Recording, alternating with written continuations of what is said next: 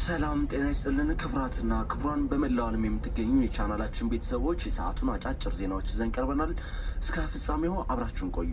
ለቻናላችን አዲስ የሆናችሁ ፈጣን ወቅታዊ ታማኝ ሀገረኛ መረጃዎች ዩቲዩብ ላይ ሲጫን ቀድመው ወደ እናንተ እንዲደርሷችሁ ሰብስክራይብ፣ ላይክ፣ ሼር እንዲሁም የደወል ምልክቷን በመጫን ቤተሰብ ሁኑ። ኮሜንት ላይ ሀሳባችሁን እንድታሰፍሩ ግብዣችን ነው።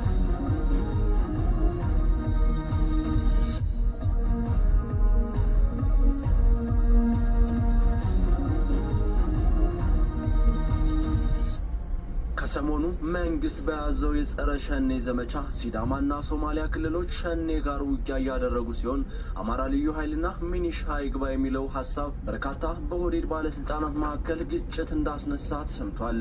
የአማራ ክልል ልዩ ኃይልና ሚኒሻ ራሱን የኦሮሞ ነጻነት ጦር ብሎ ከሚጠራው ቡድን ጋር ለመዋጋት በኦሮሚያ ክልል እንዲሰማራ በዝግጅት ላይ መሆኑን የሰሙ የኦህዴድ ብልጽግና አመራሮች መቃወማቸውን ተከትሎ በፓርቲው ውስጥ ውዝግብ መነሳቱም ተሰምቷል። የሶማሌ ክልል ልዩ ኃይሎች በደቡብ ምስራቅ ኦሮሚያ ገብተው ኦነግ ሸኔን እየተዋጉ መሆናቸውን መረጃዎች ጠቁመዋል። የደቡብ ክልል ልዩ ኃይል በበኩሉ በቤንሻንጉል ጉሙዝ ክልል ከአማራ ልዩ ኃይሎች ጋር ተቀናጅቶ እየተዋጋ መሆኑን ከአሁን ቀደም ተገልጿል።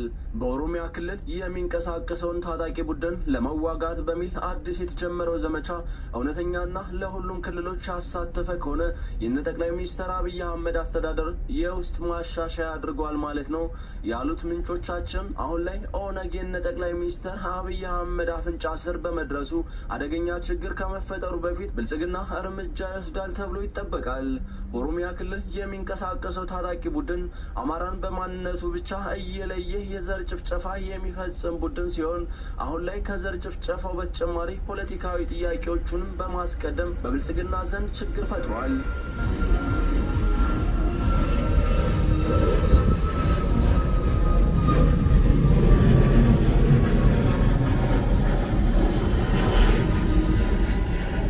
በወለጋ ሆሮ ጉዱሩ ዞን በአማራዎች ላይ ጅምላ ጭፍጨፋ እየተፈጸመባቸው መሆኑ ተገለጸ።